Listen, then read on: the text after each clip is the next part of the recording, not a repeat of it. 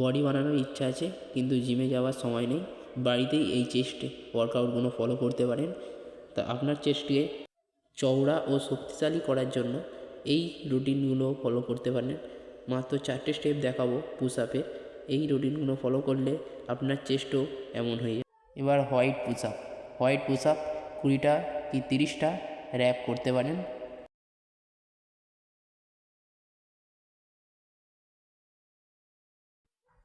Push up করার পর 15 second stretching করে নেবেন, তাহলে বডি রেস্ট পেয়ে যাবে। রেস্ট পেয়ে গেলে পরের ধাপটা এগোতে আরও সুবিধা হবে।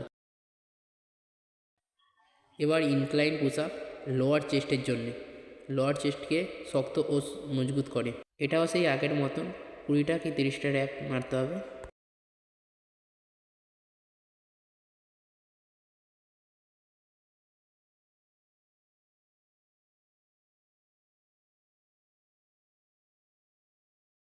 ইনক্লাইন পুশ আপ করার পর আবার 15 সেকেন্ড স্ট্রেচিং করে নেবেন।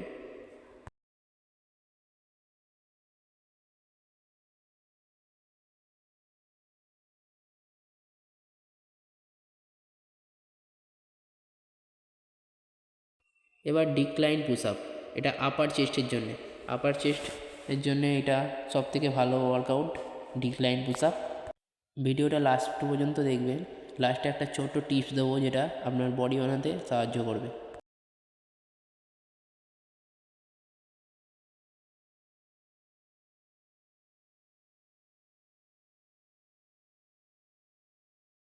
ডিক্লাইন পুশ আপ করার পর বডিটা একটু পোজিং করে নিচ্ছি, দেখি কেমন পাম্প পাচ্ছে বডিটা, তারপর আবার পুশ আপ শুরু করব। তাই ভিডিওটা দেখতে থাকুন, আরও ইন্টারেস্টিং হতে চলেছে ভিডিওটা। এরপর সবথেকে কঠিন বা হেভি ওয়ার্কআউট বলতে পারেন ডায়মন্ড পুশ আপ।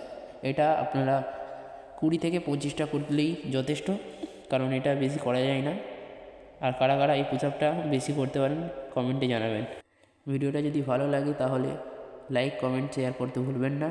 আর ভিডিওটা যদি ইনস্টাগ্রাম থেকে দেখেন তা ফলো করে দেবেন, আর যদি ইউটিউব থেকে দেখেন সাবস্ক্রাইব করে দেবেন। লাস্টে একটা কথা বলার বাকি ছিল, যখন প্রতিটা র্যাপ মারবে আস্তে আস্তে মারবে, ধীরে সুস্থে।